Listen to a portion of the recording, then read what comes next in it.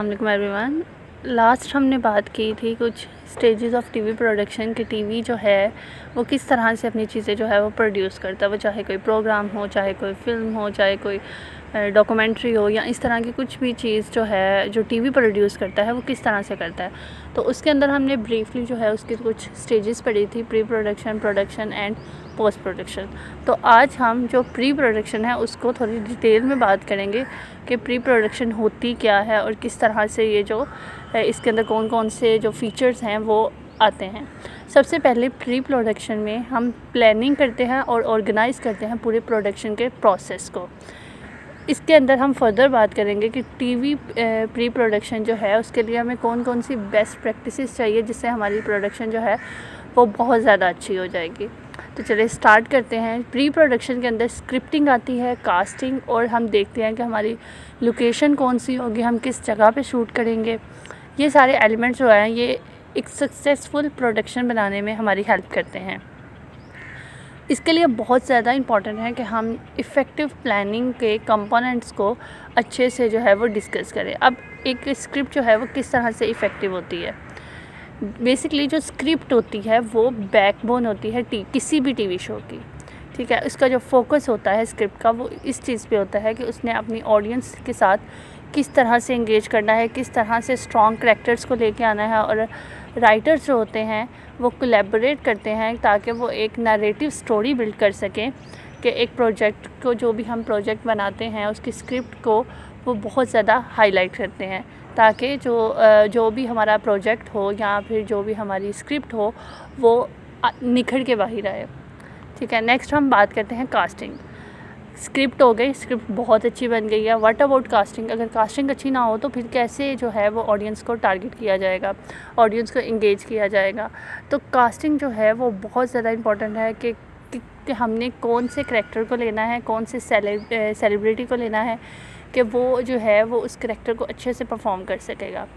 Characters जो celebrity होती है या कास्टिंग होती है वो हमें क्या करता है, वो ऑडियंस के साथ इंगेज करता है, और हमने कोई ऐसी कास्टिंग लेनी होती है जिसके अंदर जो हमारे मेन लीड होते हैं उनकी केमिस्ट्री जो है वो अच्छी आए, उनकी केमिस्ट्री जो है वो निखर के बाहर आए और लोगों के लिए वो न्यू हो और जो है वो लोग जो है उनको पसंद भी करें। तो ये क्या होता है कि ये राइट तरीका होता है, सही तरीका होता है कि अपने किसी भी शो को एलिवेट किया जाए और ऑडियंस को अपनी जो ऑडियंस है उसको डीपर लेवल पे इंगेज किया जाए।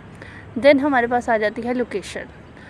अब स्क्रिप्ट हो गई, कास्टिंग हो गई, अब क्या करना है, हमने शूट कहाँ पे करना है। जो शूट होगा वो अकॉर्डिंग टू स्क्रिप्ट होगा, ठीक है। अगर आपकी स्क्रिप्ट जो है ऐसी है कि स्टोरी टेलिंग है जो शो पे हो रही है, अब टीवी शोज़ के अंदर जो लोकेशन होती है वो बाज़ दफ़ा जो है वो ग्रीन शीट के ऊपर भी जो है वो की जाती है, बैकग्राउंड्स वगैरह जो है वो रिमूव कर दिए जाते हैं, उसकी जगह कोई और बैकग्राउंड जो है वो आ जाते हैं। तो लोकेशन जो है वो बहुत मैटर करती है कि आपने किस जगह पे शूट करना है, किस तरह शूट करना है, और उसके जो फैक्टर्स होते हैं ना वो मेनली एसेसिबल होने चाहिए, एम्बेस होनी चाहिए, और लॉजिकलिस्टिक जो है वो सपोर्ट होना चाहिए। देन मूविंग टू वर्ड्स हम बजट की बात करते हैं। एक रियलिस्टिक बजट जो है वो किसी भी प्रोडक्शन फेज़ के लिए बहुत ज़्यादा इंपॉर्टेंट है। उसके अंदर टैलेंट आ जाता है, लोकेशन और इक्विपमेंट के जो हम चीज़ें लेंगे कास्टिंग के लिए वो रेंट पे लेंगे, या लोकेशन जो है उसका क्या बजट होगा, कौन सी लोकेशन जो है वो हमें अच्छे बजट में मिल रही है। तो ये सारी चीज़ें जो है ना हमने बजटिंग में देखनी होती है, और साथ ही साथ हम रेगुलरली उस जगह का या उस इक्विपमेंट का रिव्यू भी करते रहेंगे कि जो हमारा बजट है वो हमें फाइनेंशियली विजिबिलिटी दे रहा है कि हम उस बजट के अंदर उस लोकेशन को हम जो है वो ख़रीद सकें, या फिर उस लोकेशन को हम वहाँ से एज अ रेंट के तौर पे ले सकें। देन हम बात करते हैं शेड्यूलिंग एंड कोऑर्डिनेशन, ठीक है। Creating a detailed schedule is vital. Pre production में अगर हम शेड्यूल को अच्छे से जो है वो बना लें और उसके मुताबिक ही हर डिपार्टमेंट को बोलें कि इसी शेड्यूल के मुताबिक आपने कोऑर्डिनेट करना है, टाइम अलाइनमेंट और रिसोर्सेज जो भी है वो सारा अगर हम शेड्यूल में देख लें और हम उसी की तरह जो है वो कोऑर्डिनेट करें, उसी की तरह जो मैनेजमेंट टूल हैं उसको हम ट्रैक करें कि हमें जो है, तो क्या होगा अगर हम सारी जो है चीज़ों को शेड्यूल कर लिया, कोऑर्डिनेट अच्छे से करेंगे, तो क्या होगा कि हमारे पास जो हमारी प्रोग्रेस है वो अच्छी आएगी और everyone is on the same page, और सारे जो है वो इकट्ठे काम कर रहे होंगे। तो क्या होगा कि हमारी जो प्री प्रोडक्शन की जो स्ट्रेटजीज़ हैं, कोऑर्डिनेशन, मार्केटिंग, बजटिंग, ये सारी चीज़ें जो है वो एक ही साथ होगी, तो हमारी प्रोडक्शन जो है वो प्री प्रोडक्शन जो है वो अच्छी जाएगी। देन हम अच्छे से पोस्ट प्रोडक्शन की तरफ या प्रोडक्शन की तरफ जो है वो मूव करेंगे। अब मैं आपको इसके कुछ मतलब बताती हूँ कि हमारा जो कंक्लूजन है कि हमारे जो टीवी प्री प्रोडक्शन है वो बहुत ही ज़्यादा इम्पोर्टेंट है कि हमने ऑडियंस की अटेंशन को ग्रैब करना होता है। उसके लिए हमें डिटेल और इफ़ेक्टिव कम्युनिकेशन चाहिए होती है और एक अच्छी सी स्ट्रेटजी चाहिए होती है।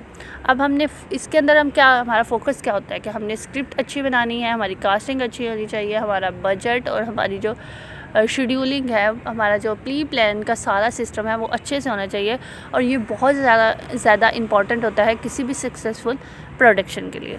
So that's all about today's video. अगर आपका कोई भी क्वेश्चन हो रिलेटिंग प्री प्रोडक्शन तो आप मुझे कमेंट सेक्शन में कर सकते हैं, और अगर आपने मेरा चैनल अभी तक सब्सक्राइब नहीं किया तो चैनल को सब्सक्राइब कर दें। और प्रोडक्शन के बारे में और पोस्ट प्रोडक्शन के बारे में भी फर्दर बात करेंगे, तो स्टे कनेक्टेड। मिलते हैं अगली वीडियो में, तब तक के लिए अल्लाह हाफिज़।